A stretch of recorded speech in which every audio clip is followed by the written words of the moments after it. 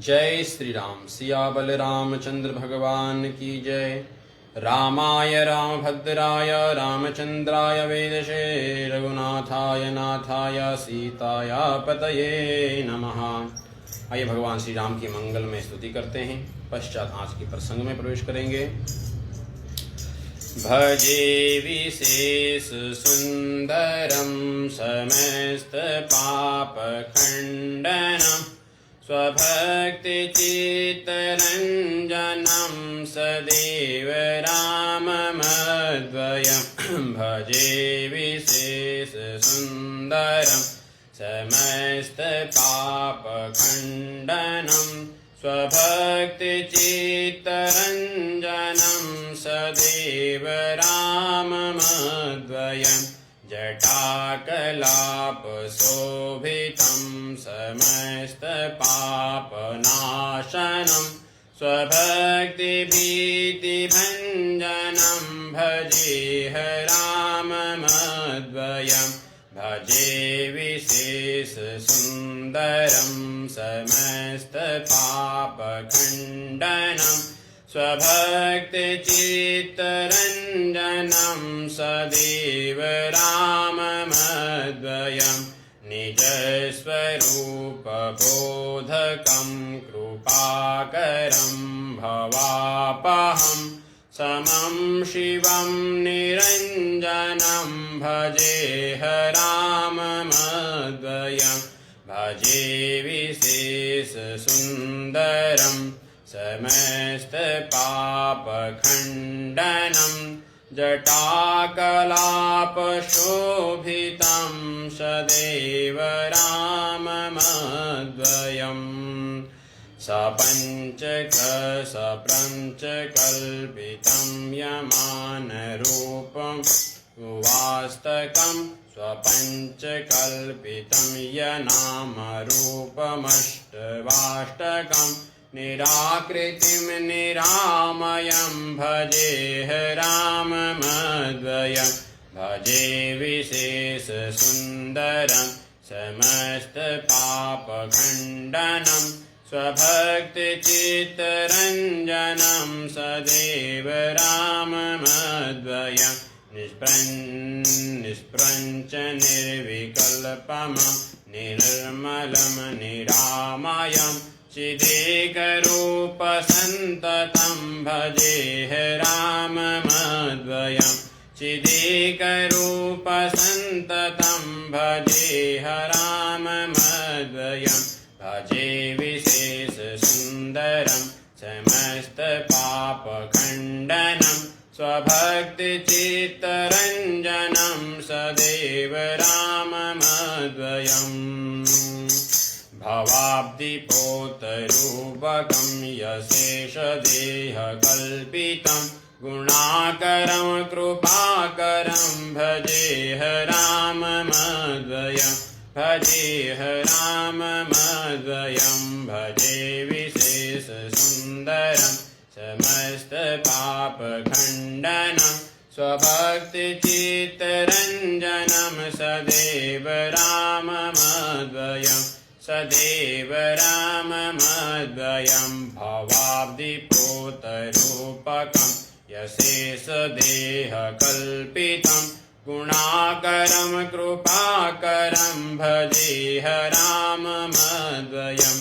भजे विशेष सुंदरं समस्त पापखण्डनं स्वभक्ति चित्तरंजनं सदैव राममद्वयम्। महासुवाक्यबोधकैर्विराजमान वाक्पदे परब्रह्मव्यापकं भजेह राममद्वयम्। भजेह राममद्वयम्। भजे विशेष सुंदरं समस्त पापखण्डनं जटाकलाप शोभितं नमामि राममद्वयम्। शिवप्रदं सुखप्रदं भवच्छिदं भ्रमापहं विराजमान देहिकं भजेह राममद्वयम्। भजेह राममद्वयं भजे विशेषसुन्दरं समस्तपापखण्डनं स्वभक्तिचित्तरञ्जनं सदैव राममद्वयं सदैव राममद्वयं विराजमानदैशिकं भजेह राममद्वयं भजेह राममद्वयं रामाष्टकं पठति या शुकरं सुपुण्यं व्यासेन भाषितमिदं शृणुते सपुण्यम् विद्यां श्रियं विपुलसौख्य अनन्तकीर्तिं सम्प्राप्य देहविलये लभते च मोक्षम्। रामाष्टकं श्रीरामचरणार्पणमस्तु। सियावल रामचंद्र भगवान की जय। आइए पुनः इस कार्तिक माह को मंगलमय करते हुए भगवान श्री राम के मंगलमय आख्यानों का व्याख्यान श्रवण हम श्री वाल्मीकि रामायण के माध्यम से करेंगे। आदि कवि वाल्मीकि जी द्वारा रचित हो श्रीमद् वाल्मीकि रामायण। आइए। रामाय रामभद्राय रामचंद्राय वेदसे रघुनाथाय नाथाय सीताय पतये नमः। परसों के प्रसंग में हमने देखा था वाल्मीकि जी को परमपिता परमात्मा ब्रह्मा जी ने कहा, हे वाल्मीकि जी, आप भगवान श्री राम के मंगलमय चरित्रों का आख्यान करो, आप भगवान श्री राम के चरित्र को लिखो कि रामस्य चरितं कृष्ण कुरुतत्वमृषित्थत्तमं धर्मात्मनो भगवतो लोके रामस्य धीमतः। ब्रह्मा जी ने कहा, हे वाल्मीकि जी, आप भगवान श्री राम के चरित्र का आख्यान करो, भगवान श्री राम के चरित्र को आप लिखो। भगवान ने आज तक क्या किया, क्या कर रहे हैं और क्या करने वाले हैं, उसका तुम विस्तार पूर्वक से आख्यान करो, वो लिखो। इस प्रकार से जब ब्रह्मा जी ने कहा तो वाल्मीकि जी ने कहा, प्रभु मैं किस प्रकार से लिखूं? क्यों कि नाते वागनता काव्ये काशी तत्र भविष्यति कुरु राम कथा पुण्यम श्लोकबद्धा मनोहरम। ब्रह्मा जी ने कहा, हे वाल्मीकि जी, आप चिंता ना करिए, आपके मुखारविंद से जो प्रथम काव्य निकला है, प्रथम श्लोक निकला है, यह मेरे ही मत अनुसार निकला है, इसलिए तुम चिंता ना करो। केवल तुम कुरु राम कथा पुण्यम, भगवान श्री राम की मंगलमय कथा का तुम आख्यान करो, भगवान श्री राम के चरित्र को विस्तार पूर्वक से लिखो। और भगवान श्री राम के चरित्र को जो तुम लिख दोगे वही भगवान श्री राम करेंगे। और तुम्हारी यह रामचरित्र, तुम्हारी यह रामायण पूरे विश्व में फैलेगी। और कब तक रहेगी? तो कहा, यावस्थासन्ति गिरयः सरितस्य महीतले तावद राम कथा पुण्यम। जब तक इस संसार में बड़े बड़े पर्वत रहेंगे, विंध्याचल जैसे पर्वत, बड़ी बड़ी नदियां, समुद्र जब तक संसार में रहेगा, तब तक तुम्हारी राम कथा इस संसार में रहेगी। तुम्हारी राम कथा नित्य निरंतर इस संसार में गायन होगा। तुम्हारी राम कथा सदैव इस धराधाम पर विजय रहेगी। इसलिए यावत् स्थान संति गिरयः सरितस्य महीतले, जब तक इस महीतल पर पर्वत रहेंगे, नदियां रहेगी, तब तक आपकी राम कथा इस संसार में सदैव के लिए प्रचलित होगी। और इस प्रकार से जब ब्रह्मा जी ने कहा तो वाल्मीकि जी ने कहा, मैं किस प्रकार से लिखूं? क्योंकि आज तक भगवान श्री राम ने जो किया है वो मैं लिख सकता हूं, परंतु आगे भगवान श्री राम क्या करने वाले ये मैं कैसे जानूं? ब्रह्मा जी ने कहा, तुम चिंता ना करो, जो तुम लिख दोगे वही भगवान श्री राम करेंगे। जैसा आप आख्यान कर दोगे, जैसा आप लिख दोगे, भगवान श्री राम को वही करना पड़ेगा। भगवान श्री राम उसके विपरीत कुछ भी नहीं करेंगे। ब्रह्मा जी ने कहा हमारा आशीर्वाद तुम्हारे साथ में है, तुम बड़े आनंदता के साथ में भगवान श्री राम का स्मरण करते हुए भगवान श्री राम के मंगलमय कथाओं का आख्यान प्रारंभ करिए। उसके पश्चात वाल्मीकि जी ने ब्रह्मा जी के आदेश अनुसार अपने आश्रम पर आए और आश्रम पर आकर के आचमन इत्यादि करके अपने कुश आसन पर विराजमान होकर के भगवान श्री राम का स्मरण किया, भगवान श्री राम को नमन किया और जैसे ही तन्मयता से विराजमान हो गए वैसे ही वाल्मीकि जी ने भगवान श्री राम का सारा चरित्र देख लिया। और क्या लिखते हैं? हसितम भासितम चैव गतिर्या शुभचेष्टितम तत्सर्वं धर्मवीर्येण यथावत् संप्रपश्यति।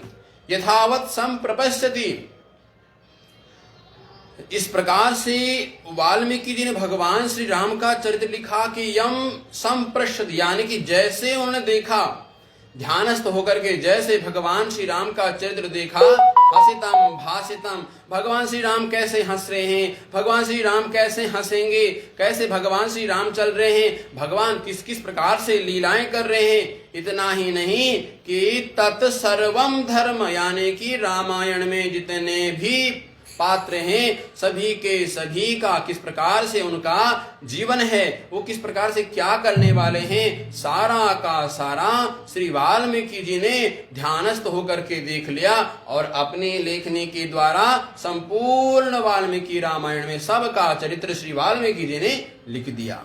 उसके पश्चात कहते हैं कि रघुवंशस्य चरितम चकार भगवान मुनि। इससे पहले वाल्मीकि जी को भगवान शब्द का वर्णन कहीं नहीं किया। इससे पहले वाल्मीकि जी को प्राचिदस कहा, मुनि कहा, परंतु जब भगवान का वह मंगलमय चरित्र का आख्यान कर रहे हैं, जब उन्होंने भगवान श्री राम के चरित्र को लिखा तो भगवान श्री क्या कहते हैं कि रघुवंशस्य चरितम चकार भगवान मुनि।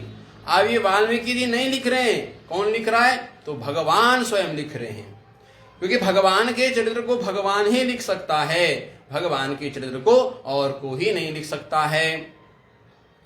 श्रीमद् भागवत महापुराण में भी जब परीक्षित को 7 दिनों के अंदर मरना सुनिश्चित हो चुका था, उसी समय वहां पर श्री सुखदेव जी आए।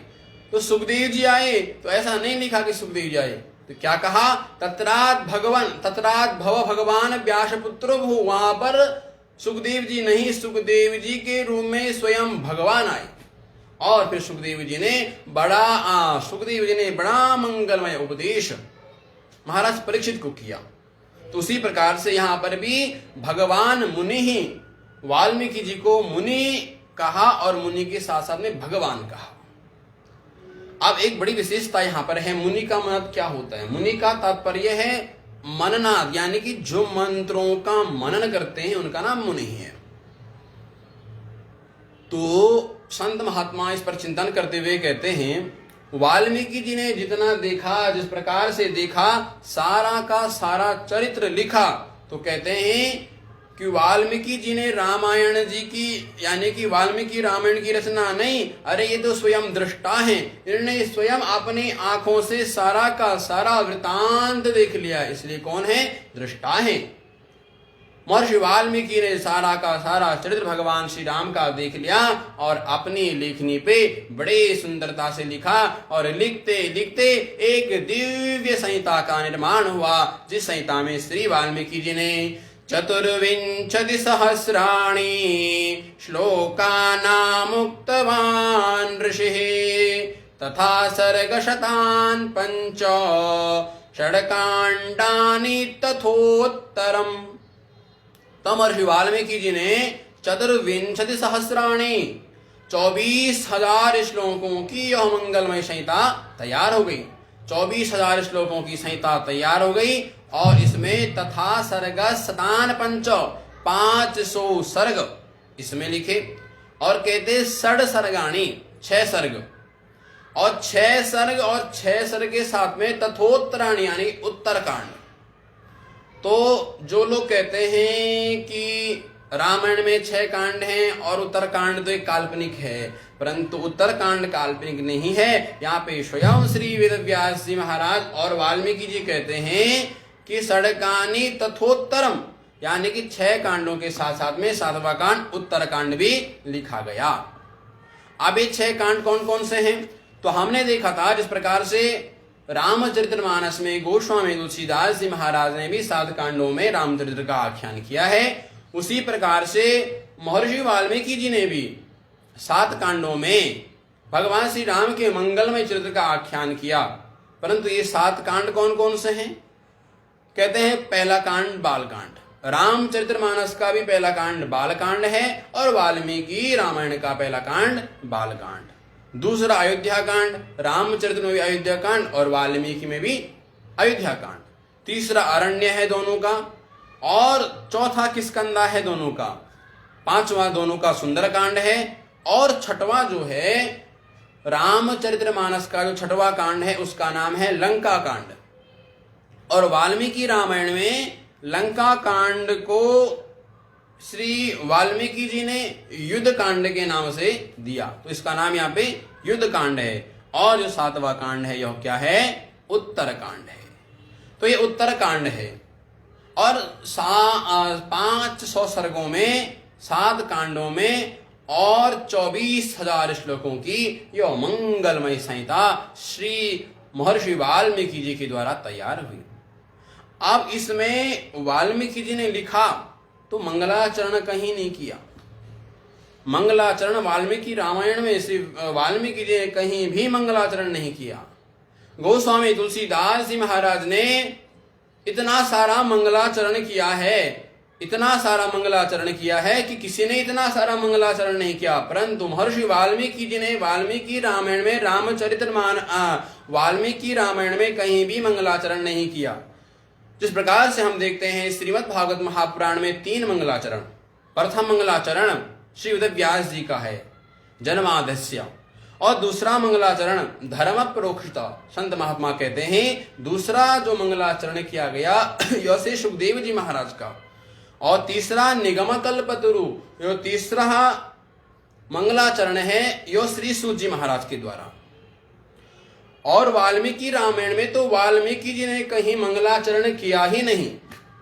और रामचरितमानस में गोस्वामी तुलसीदास जी महाराज ने इतना मंगलाचरण कर दिया है, सभी को प्रणाम किया, खलों को प्रणाम किया, दुष्टों को प्रणाम किया, सारे कवियों को प्रणाम किया।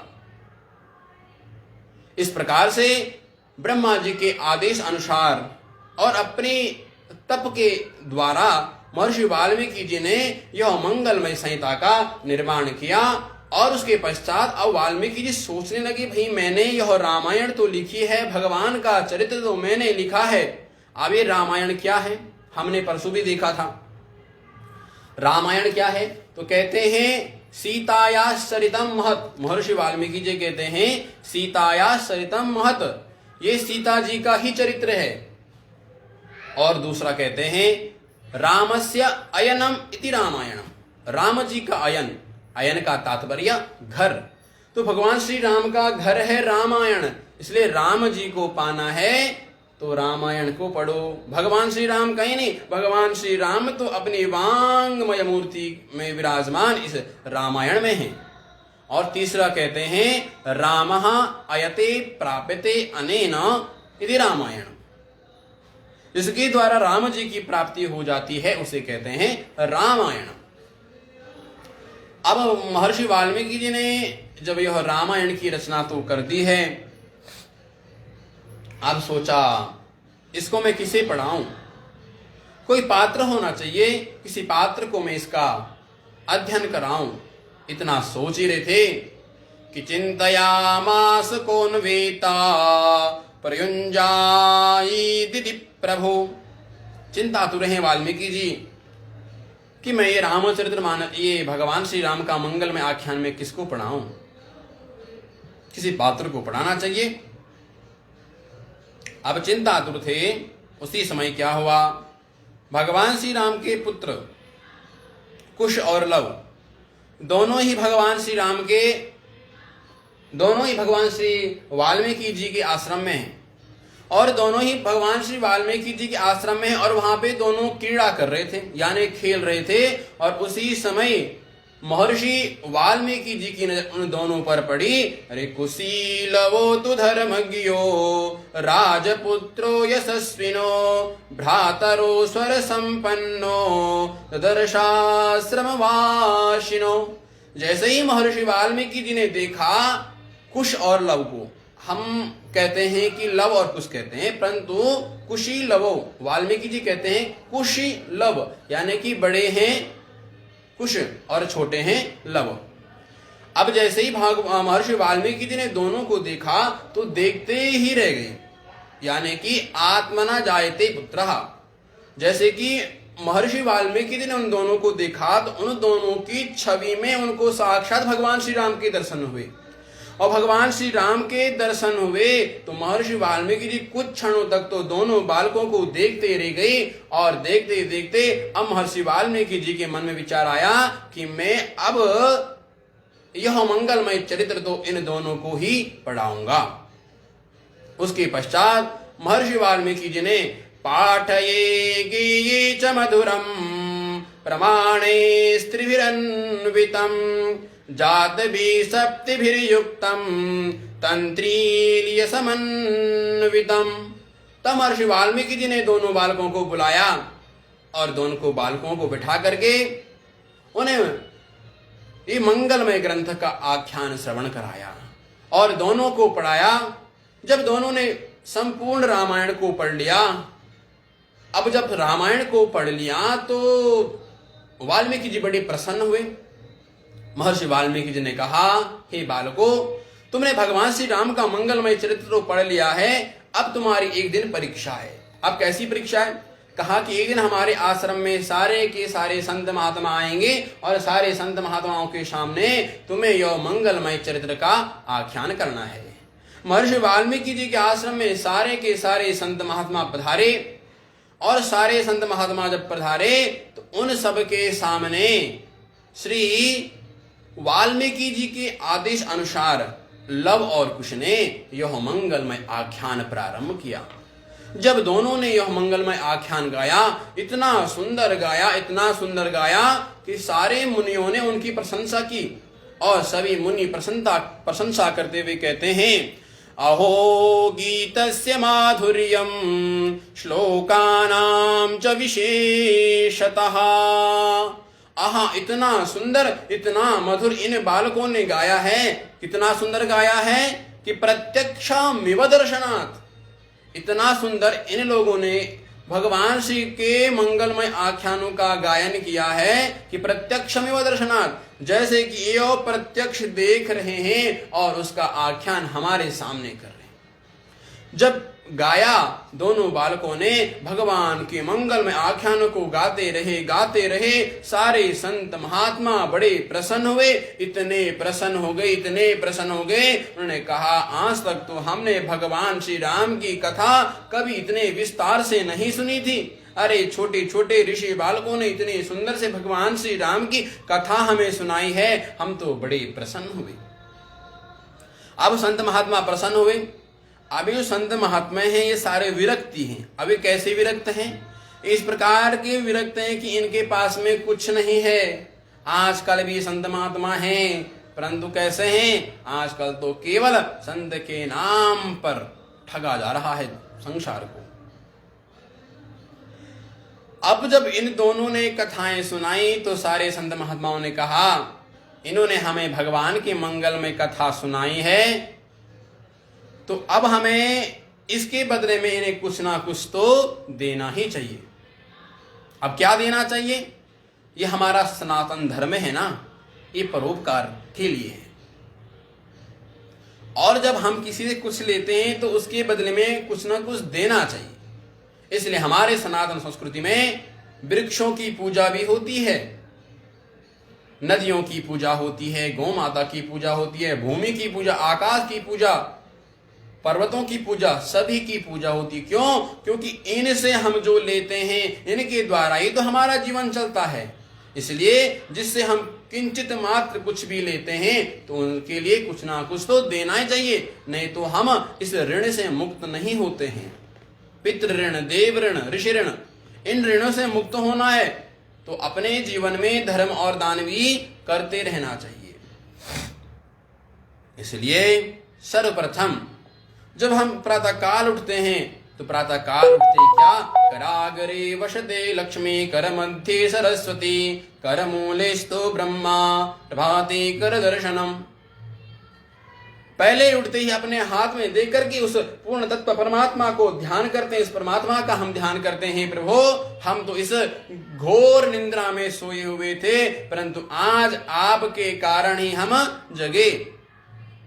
ना जाने निंद्रा सोने के बाद दोबारा जगते या ना जगते, परंतु परमात्मा आपका बहुत बहुत आभार है जो कि आपने हमें पुनः जागृत कर दिया। इसलिए कराग्रे वसते, अपने हाथों में उन देवताओं का आवाहन करते हैं, देवताओं को देखते हैं। उसके पश्चात जब जमीन पर पांव रखते हैं तो पहले ही भूदेवी को प्रणाम करते हैं। विष्णु पत्नी क्षमा देवी पाद स्पर्शम क्षमस्व में, हे भूदेवी हम आपको नमन करते हैं क्योंकि आपके ऊपर ही हमारा संपूर्ण जीवन है।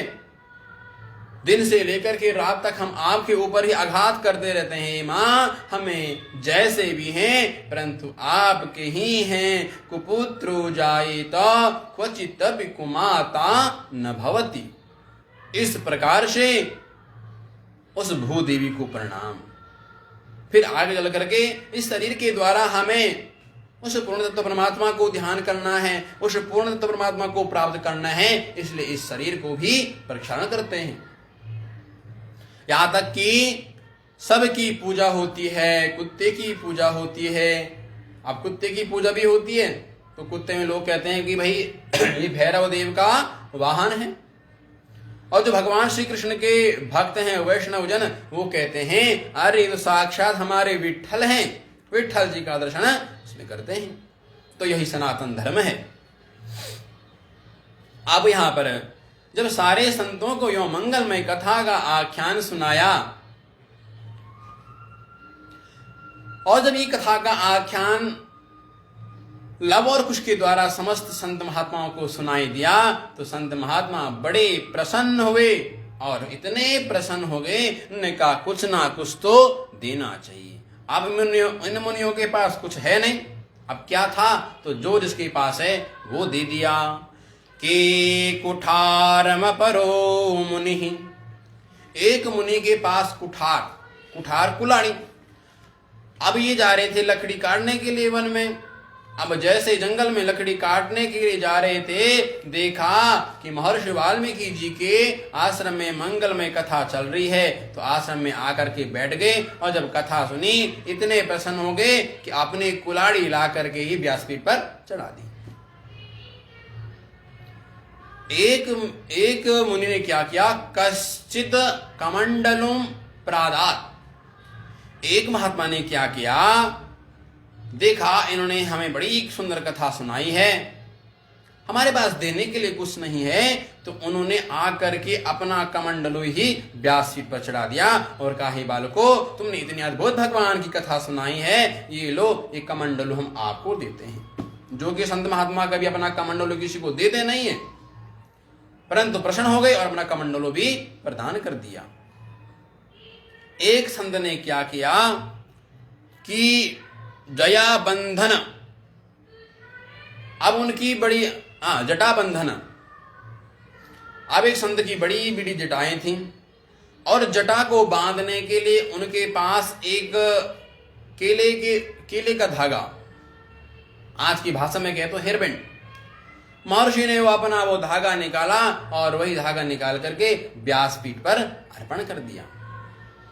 एक संत महात्मा ने देखा कि उन्होंने सुंदर कथा सुनाई, मैं इनको क्या दूं, तो उनके पास जनेऊ थे यज्ञोपवीत।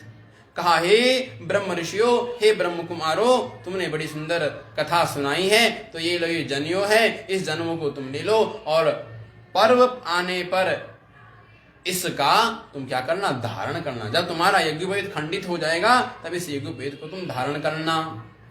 एक संत महात्मा ने क्या किया, कि लकड़ी काटने के लिए वन में जा रहे थे और सोचा कि इतनी सारी लकड़ियां लानी पड़ती हैं, तो कैसे लाएंगे, तो सारी लकड़ियों को बांध कर लानी पड़ेगी। इसलिए जो लकड़ी बांधने का जो धागा था वही रस्सी ला करके संत महात्मा ने व्यासपीठ पर अर्पण कर दी। एक संत महात्मा ने उन्हें आसन दिया, इस आसन पर बैठ करके तुम संध्या वंदन करना। एक महर्षि के पास में एक मृग छाल था, उस मृग छाल पर बैठ करके वो संध्या वंदन करते थे और सोते भी उस पे थे। सर्दी के मौसम में उसको ओढ़ लेते थे और गर्मियों में उसे लपेट लेते थे। अब उन्होंने देखा जब बालकों ने हमें इतनी सुंदर कथा सुनाई है इन लवकुश ने, तो लवकुश के सामने व्यासपीठ पर आकर के उन्होंने वह अपना मृगछाली अर्पण कर दिया। सारे संत महात्मा बड़े प्रसन्न हुए और सबने अपने अपने अनुसार उनके पास जो था वो दिया। परंतु उनमें और भी ऐसे विरक्त संत थे कि जिनके पास कुछ था ही नहीं, जिनके पास कुछ नहीं था, उन संतों ने आगे आ करके कहा, अरे बालको, तुमने हमें इतनी सुंदर भगवान की मंगल में कथा सुनाई है, हमारे पास तो कुछ है नहीं, परंतु हाँ, हम तुम्हें इतना दे सकते हैं, हमने जो तप किया है, हमारी तपस्या का जो फल है वही हम आपको देते हैं। आयुष्यम च प्रमरे कथा, तुमने हमें इतनी सुंदर कथा सुनाई है, जाओ आयुष्मान हो जाओ, तुम्हें तुम्हारी दीर्घायु हो और तुम इसी प्रकार से अपने जीवन में भगवान की मंगलमय कथा का आख्यान करते रहना। सभी संत महात्मा बड़े प्रसन्न हुए और प्रसन्न होकर के सभी महात्माओं ने जिसके पास जो था अपना सारा का सारा धन उन दो ऋषि कुमारों को कुश और लव को दे दिया। जब महर्षि वाल्मीकि जी ने देखा तो वाल्मीकि जी बड़े प्रसन्न हुए और वाल्मीकि जी ने कहा, अरे आज तो मेरी साधना, मेरी यह तपस्या आज पूर्ण हुई, जिस निमित्त से मैंने यह ग्रंथ का उल्लेखन किया था, आज मेरा वह सिद्ध हो गया। महर्षि वाल्मीकि बड़े प्रसन्न हुए और प्रसन्न होकर के महर्षि वाल्मीकि जी ने दोनों ऋषि कुमारों को कहा, हे बालको, तुमने बड़ी सुंदर कथा सुनाई है, मेरा मन बड़ा प्रसन्न हुआ और कल आपको यह कथा यहाँ से नैमिषारण्य में जाकर के सुनानी है, जहां पर अयोध्या के राजा श्री राम का मंगलमय अश्वमेध यज्ञ चल रहा है और कल जाकर के तुम्हें यह कथा नैमिषारण्य में सुनानी है। और फिर किस प्रकार से नैमिषारण्य की पावन भूमि पर महर्षि वाल्मीकि जी के साथ में दोनों राजकुमार गए और फिर किस किस प्रकार से सुनाई, क्या क्या हुआ, उसको हम कल देखेंगे। आज समय का अभाव होते हुए आज के प्रसंग को यहीं पर विश्राम देते हुए सियावल रामचंद्र भगवान की जय, सद्गुरुदेव भगवान की जय, श्री बांके बिहारी लाल की जय। जय जय श्री राम।